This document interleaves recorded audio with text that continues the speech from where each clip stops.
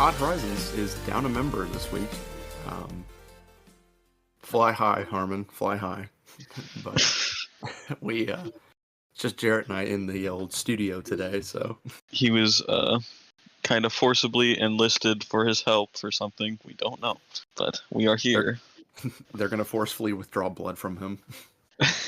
No, hey man, you gotta give all your plasma, man. Like, It's really important to me that you do that. then after that, you gotta go work out in the hot sun, like out in your backyard for a while. You're just gonna see like his parents looking at him from the window, and he's just like hitting the yard with like a shovel or like a backhoe or whatever, and he's just gonna fall over like dead as a doornail. Just, I mean, he's gonna seize up like a rat and just fucking fall over. Just like arms close to the chest, like T-Rex arms, and just fall over. Just all shriveled up and contorted. It's like he'll be okay. He just needs some water. He's just doing possum. No, don't worry about it. It's his only defense. I guess really something else we could maybe talk about or kind of get the creative blood flowing, as I know we've been spending time on Elden Ring and having a lot of fun with that DLC. For any of you who haven't played it, there's probably going to be some spoilers, but I guess not really the spoiler that you're looking for really is that you are going to have a lot of fun. Right. It's pretty good. It's a really good DLC, I think. Yeah, it's a little difficult, but hey, I think once again, From Software's done a great job, but at the same time, some of these bosses are in fact a lot harder than anything I've encountered, to be honest. Yeah, no, without a doubt. And as someone who's currently stuck on what I'm hoping is the final boss, I can't imagine it being anything else, but I could see them maybe tacking on one extra boss. But like this fight is the hardest I've had in my career, without a doubt.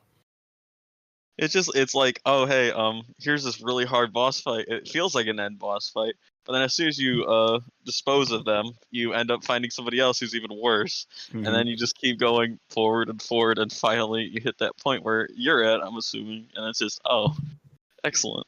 Yeah, no, it's definitely interesting seeing how things progressed in that, because like for the most part, it wasn't too bad for me.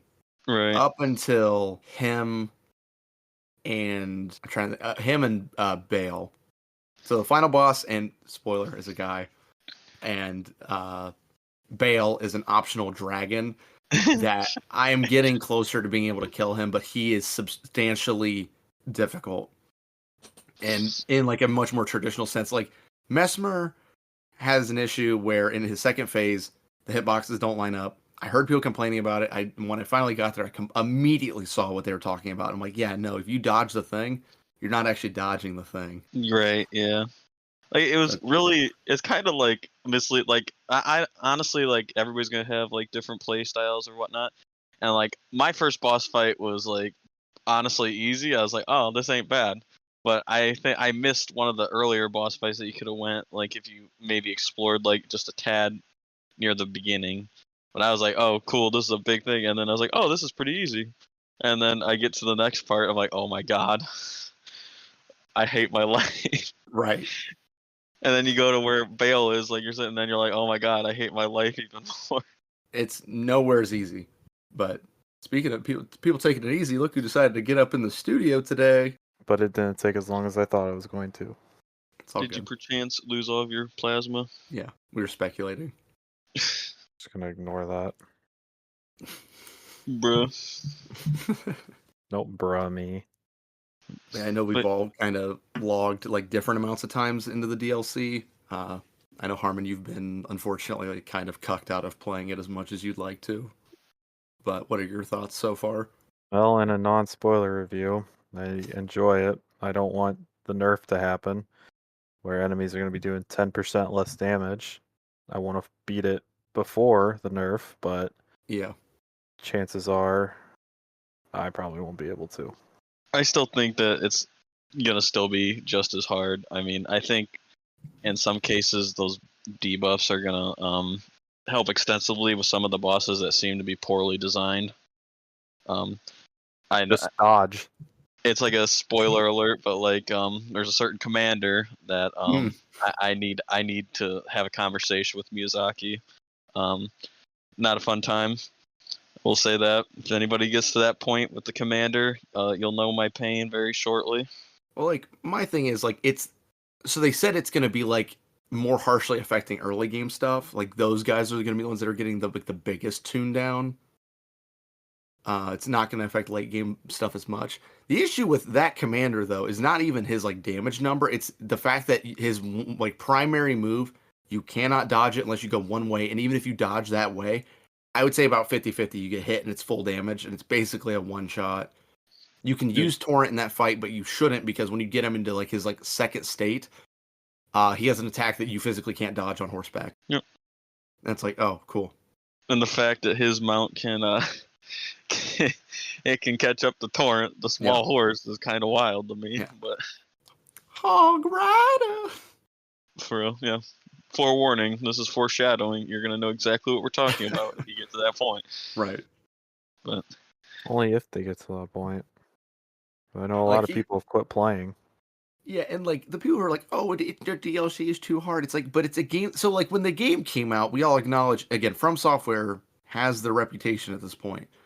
Their games are to be challenging. They push you to learn, adapt, whatever, go level up, depending on the game.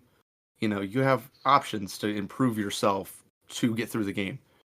And we all accepted when Elden Ring came out and it won Game of the Year, and justifiably it did. It was okay, and it was hard. It was difficult. There are fights in there that are hard, even if they're optional bosses. Like, there are hard enemies.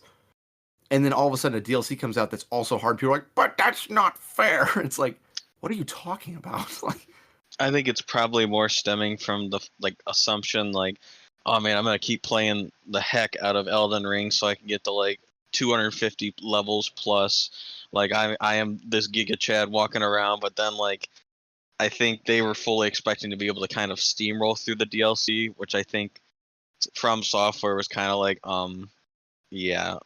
we're doing this whole other system to where you're just gonna be just like when you dropped out of that tomb at the very beginning of the Elden Ring, and you're just gonna feel that same pain over and over again until you put the time in on this content.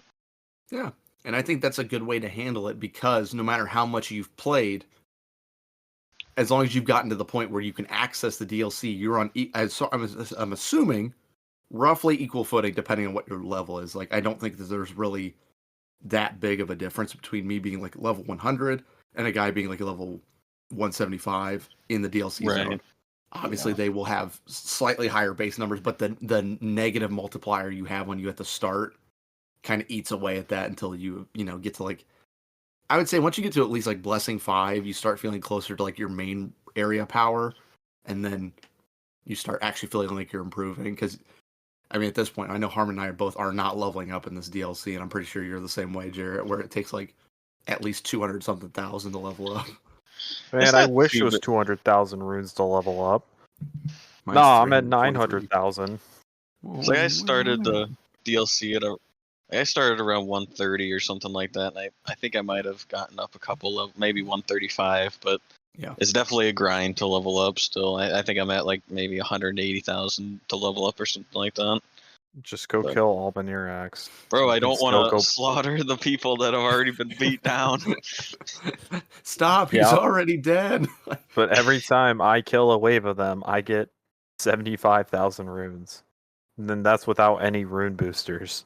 So, literally 5 minutes of play, I can level up. Is it effective? Yes. Is it ethical? No. If you New Game Plus to 4 or 3, I guess technically, and got 4 of those, what are they, the gold scarabs or whatever that give you more runes. You can't equip them. That's kind of annoying because at that point you should be able to. You can't equip the same talisman more than once. You can't even equip the +1/+2 flame drake ones that negate the fire. Because I was like, man, can I cheese the game and equip 4 shards of Alexander? No, I cannot.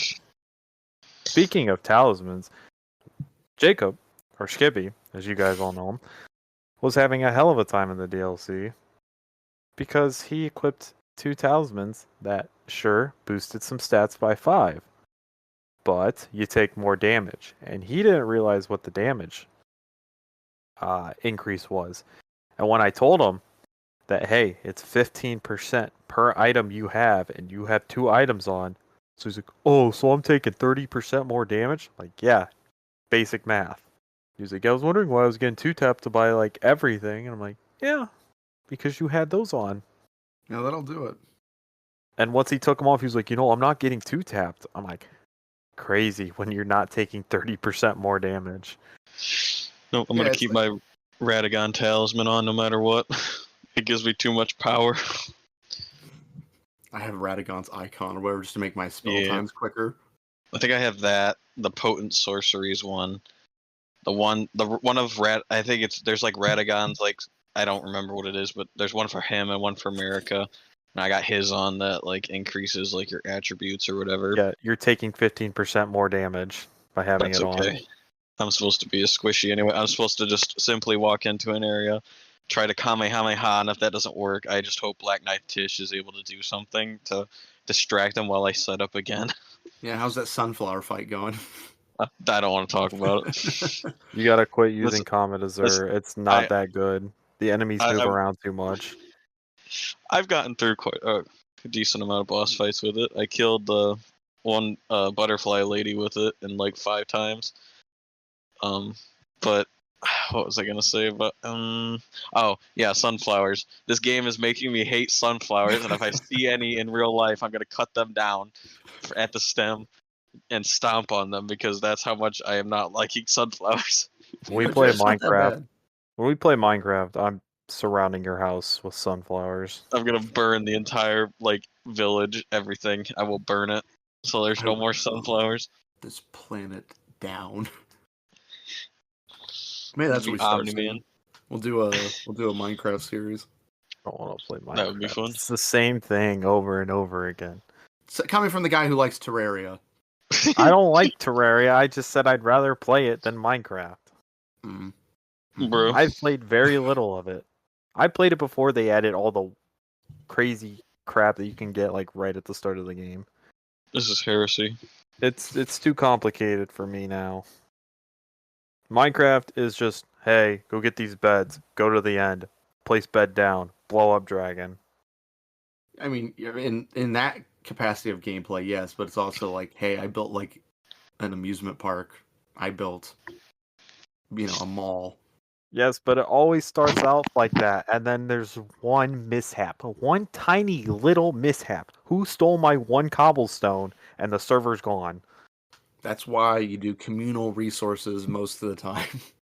Yes. Yes, but then there's always going to be those resources that people hoard, and other people are gonna find them.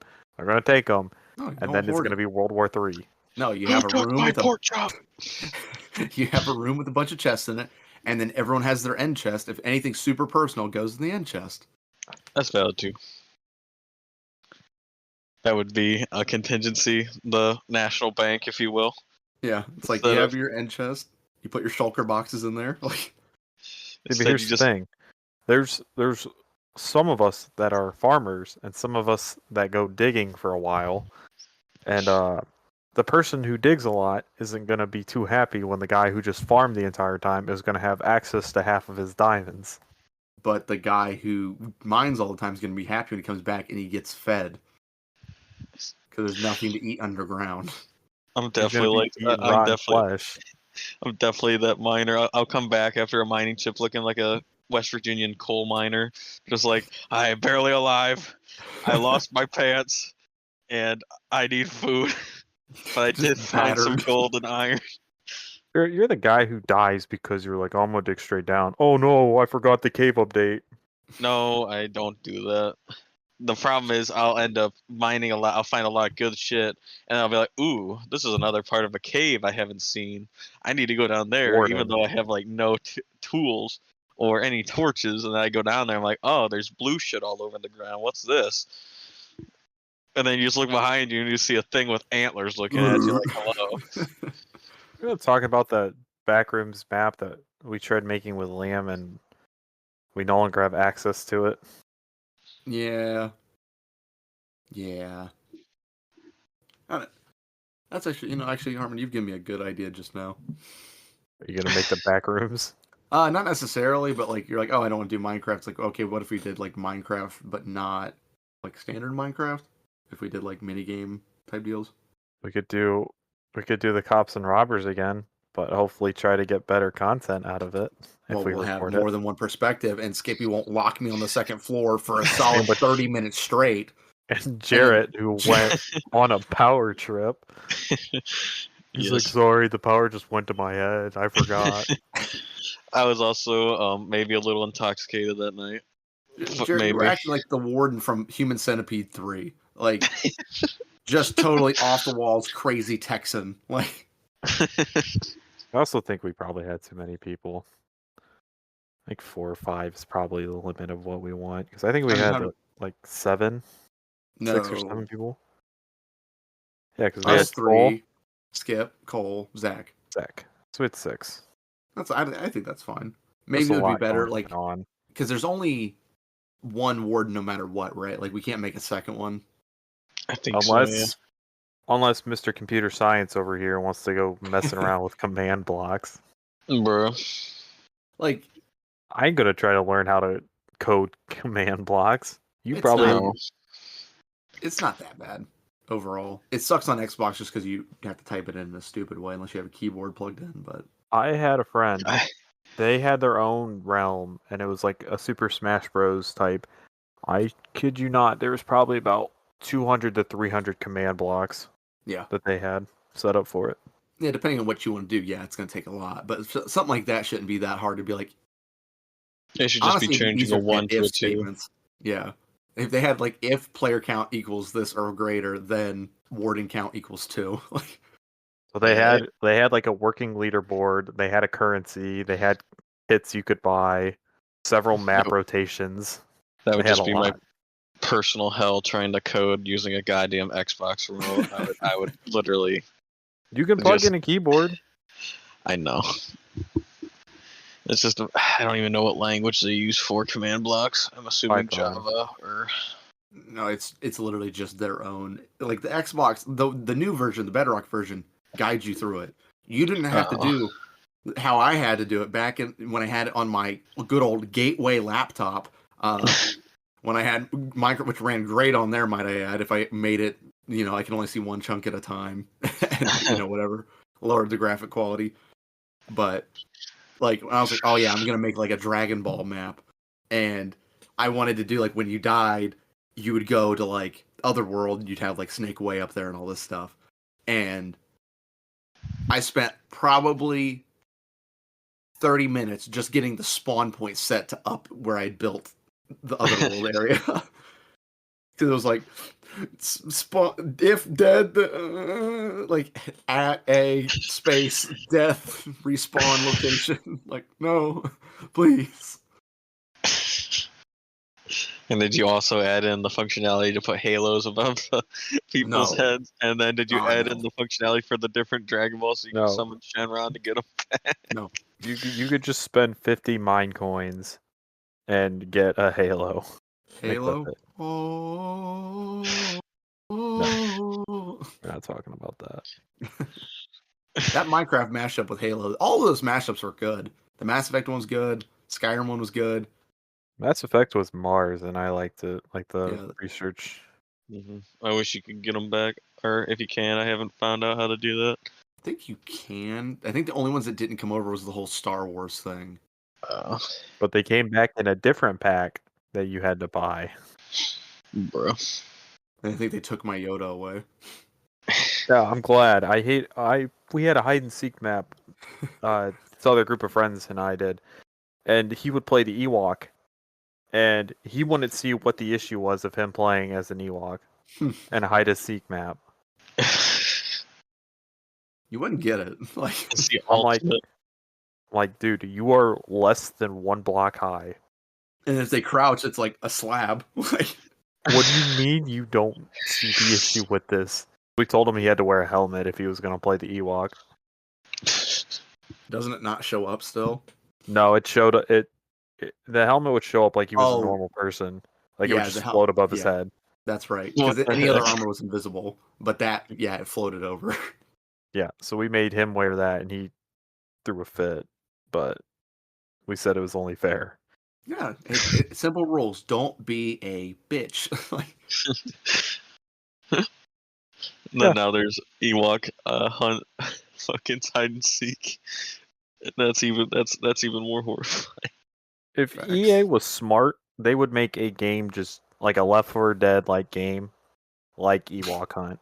You You're got just 4 stuck- stormtroopers, got to navigate through Endor, and it's just hordes of the Ewoks, and then those things that they built, the other things that live on Endor that we did. That would be horrifying. no, thank you. Like the reason why the Ewoks built their houses up so damn high was because of them. There'd be PETA activists after that game launched if you're killing all the Ewoks on the planet. All the fictional creatures on the fictional planet in the Yeah. video game. No more killing teddy bears. No more. Even though they eat people. Yeah, they literally eat the stormtroopers, and the only one that seems to show any remorse is that one that sees its friend get blown away right next to him. He's just like, oh no. Yeah, Oh no. no, he's just sleeping, and I'm like, he ain't coming back. I love the Family Guy spoof of it, and when Peter comes out, he's like, "Take your own graves with your own helmets." Take your graves with the helmet. Isn't that Han? That's kind of dark. I've had enough cutesy shit to last me a lifetime. Which is kind of wild that that's like a reason why people, like, at least some people I've interacted with in person or online, are like, the reason why I don't like Return of the Jedi, number one, the Ewoks ruined the movie. And I'm like, what are you talking about? That's like saying the Geonosians ruined Episode 2. They did. Or the Kaminoans. The Geonosians absolutely did. I hate those fuckers. Nah, they were cool. Their guns were cool. I like their guns. I think The the Clone sound of it Wars was ruined cool. me. I think the Clone Wars just kind of put me off of the Geonosians with the whole mind worm Green thing. I was worm. like, burn the planet. Burn the fucking planet. Hey, but in Rebels, they made you like them again because No, there's they only didn't. one left. No, they didn't. I will have a deep-rooted prejudice for Geonosians. No way. No way. If You heard it I here ever first, found out, folks. like, fucking Hashtag Geonosians aren't people. Palpatine with the whole, oh yeah, they have brain slugs or brain worms, so if they get near you, they can take over your button now. No. Jarrett is quite literally Uh-uh. Saw Gerrera. Uh-uh. Yeah. Because that whole episode, Saw Gerrera is like, just let me shoot him, please. Yeah, I'll burn them. I'll go in there with a flamethrower. What was their leader guy? I'm not going to try to say his name because I don't know it. But the one who's talking to Dooku about the Death Poggle, Star I plan. think. Yeah, Poggle the Lesser. Yeah, that's Jarrett's absolutely right. right. Yeah. And I just like the way they talk, and he's sitting there talking to Dooku. He's like, not crazy. And it's like, Dooku's staring, like, he understands this. I'm like, fucking, okay. Like, Christopher, I want to know what like Christopher Lee was thinking at the time of. They're like, all right, you're gonna be talking to this creature. He's just gonna be making clicking noises at you. You have to respond. You are fluent in clicking noises. And that's when he goes, well, actually, due to my service in the military, I understand Morse code and clicking perfectly. I can interpret anything that clicks. Imagine if their clicking language was based on Morse code and he was actually like speaking to him in Morse code. Like a disgusting variant of Morse code with clicking stuff. Yeah, you had that whole scene's great because you have Dooku hanging out with Bug Boy, you have Wat Tambor, and then you have the head of the banking clan who says it really weird, and I'm like, I don't like the way you delivered that line. Can we do that again? Man, the Tambor guy, he's a literal DJ just sitting there trying to get himself to talk, right? He's just, This is a great day for the Confederacy. That's my favorite part. He's literally techno union. Like, yeah. Literally the episode where like Mace Windu finally got time in the Clone Wars, and that's like the attack on Ryloth. Oh yeah, yeah. Why didn't they use like? Because he was always just like. It seems like 99% of the times you see him, he's just at the temple. Hey, he had that one side adventure with Jar Jar in season 6. Yeah, I remember. Bombad Jedi. I know. And then we all know how it ends up in Revenge of the Sith. Yeah, it's like that was the prime opportunity to make those characters cool because we didn't get to spend time with like any of them. That's probably my biggest complaint about the prequels, actually. There's so many characters and not enough screen time. Yeah, it's like Kit Fisto's cool looking. You don't talk to him though. He doesn't say a single word in any of those 3 movies, and then gets cut down in half a second. Hey, goes, he shrieks. He shrieks in episode 3. Plo Koon. Sorry, I like him, and we definitely got more character with him in the series. He's great. His relationship with in the Ahsoka first is like one of the arc. best parts. He was in the first arc, the Malevolent ship. Yeah. Malevolence. Yeah, they have like the ion EMP cannon thing.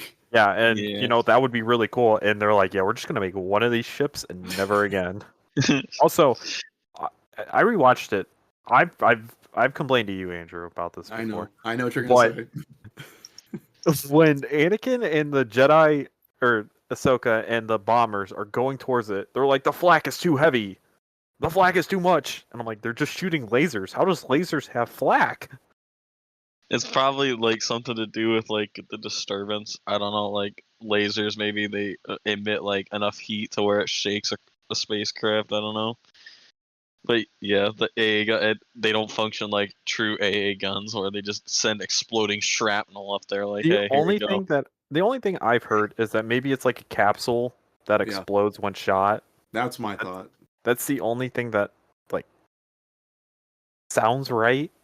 Other than that, I don't know. If you launch a capsule and it would have like maybe like it would have propulsion behind it, and maybe it's like leaking some of the energy behind it as it travels, and then it detonates on impact. I haven't seen that episode in a long time. If I watch Clone Wars, I typically don't go back that far. I go back to like season 3. But I think in Revenge of the Sith you kind of get like a sense, like you get to see like the those like shitbuster laser cannons or whatever. Oh yeah, and it does look like they load up canisters and stuff. Yeah. That is kind of like the weird, almost inconsistent. Well, I don't want to say inconsistent, but like it differs from era to era and movie to movie what weapons have to be reloaded and what don't. Like standard blasters have heat, but some blasters have like energy. Like you have to reload them, like the commando guns. I don't know. Like it's a little weird, considering I don't see much of a noticeable difference between the two. Like a standard like D11, whatever E11 blaster, compared to the Commando's gun that I forget the name of. It's not like the Commando's gun is just like shredding through people like any differently. Well, I kind of find it interesting, like with that kind of sense, like on that side, like you think it'd be harder to make smaller weapons, like it being able to like shoot things repeatedly without having to reload it, and it's just like you're releasing heat on it or whatever. But like you would think with the bigger guns, there would be bigger systems in place to allow that, so then there wouldn't be reloading and stuff like that. Yeah, that makes sense. Because like, yeah, like you would think that like all the small weapons arguably should have to load something. But I don't know. I guess it just wasn't as cool for the movies. Also, as we know, George Lucas didn't really know what he was. I mean, he knew what he was doing. I'm not trying to insult the man. With the original trilogy, he had a vision. In the sequel or the prequel trilogy, he had a vision. It just wasn't very interesting. You know, opening your new trilogy with a trade dispute. Oh, the kids are gonna love that. You know, Star Wars is for kids. That's why we talked about politics for a whole trilogy. And you get to see just the creepy uncle like maneuver both sides of the war. Like, oh yeah, he's trying to kill me. Help me. No. So much stuff we could have gotten instead of what we did. Because like again, I've said this a couple times. Other than like the last 10 to 20 minutes of episode 1 and 2, you don't really need those movies. Like episode 1, not a whole lot going on. Maul fight's really cool. Qui-Gon's death. Only person to die from a lightsaber stab now. Like canonically, other than those 3 guys at the end of episode 3. Then episode 2, I would argue episode 2 is like my least favorite movie besides maybe like 8 and 9. I might even put it below that because that movie's, if you haven't watched it recently, it's in my opinion, it's real boring until the Jedi arena scene. Like, Oh, don't forget about the ingenious assassination plot. Hey, I am Jango Fett. I am renowned for my assassinations. I'm gonna hand it off to the shapeshifter. Oh, I as the shapeshifter am gonna hand it off to this robot. I as the robot am gonna shift it off to this or these like beetles or something. I was like, bruh, what the fuck is this? Which, like, in that one, it doesn't really make much sense either, because, like, Palpatine wants her dead for, like, 15 minutes. And then after that, he just stops. He decides it's better this way. And it's like... And it's just but, like, you oh, never wait. get a scene to, like, explain that. Like he just off camera, he just sees Anakin like looking at like a picture of her or something. He's like, oh well, this I can use it to my advantage. He sees him wanking it in the Jedi barracks. With that, I think we're gonna wrap up this episode. No. This is good content right here. Why did he stop trying to kill her? We know why. End of discussion. No, we don't. And then just at the end, he's just like, oh, it seems in your anger you killed her. No! And again, you could have made the prequel trilogy better if we spent more time with Palpatine. Mm-hmm. Because, like, he just kind of shows up to creepily leer. Like, just have him just show like the scenes of him just rapidly switching places on the either side of the chessboard. yeah. Like, wait, I gotta change out of my robe. I gotta change out of my robe. I gotta put on my chancellor outfit. And then he just goes talks, and he just swings over back to the other side of the desk, and he just got his Sith Lord robe on. And he's like, "Do it, Lord, try around this. Oh shit, I got another call." You know, honestly, that would have been a 10 out of 10 movie. And as goofy as that would have been, it still would have been better than the Disney trilogy. They should just canonize most of Robot Chicken at this point.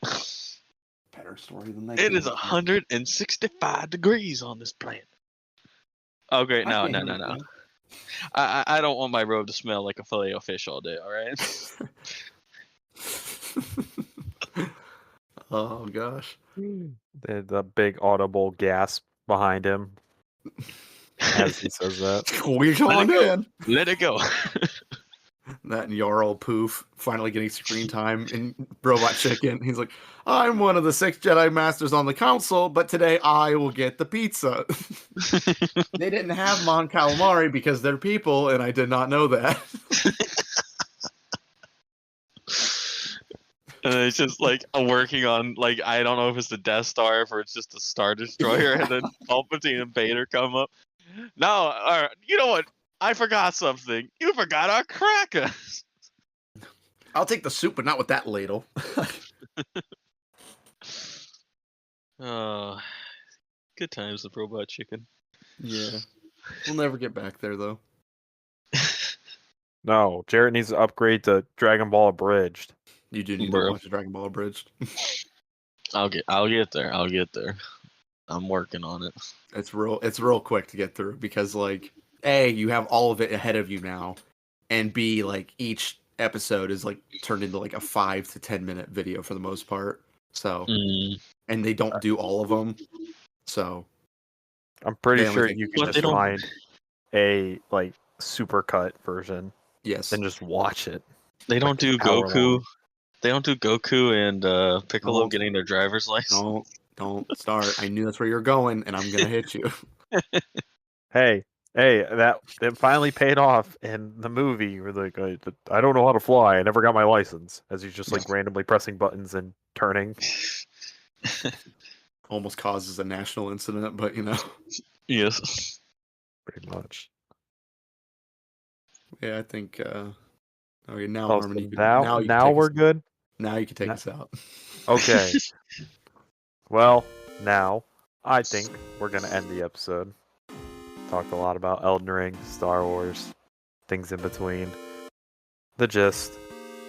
As always, I'm Harmon, joined alongside Andrew and the fabled J Money. I'm gonna kill you. See y'all next week. See you, everyone. Yeah.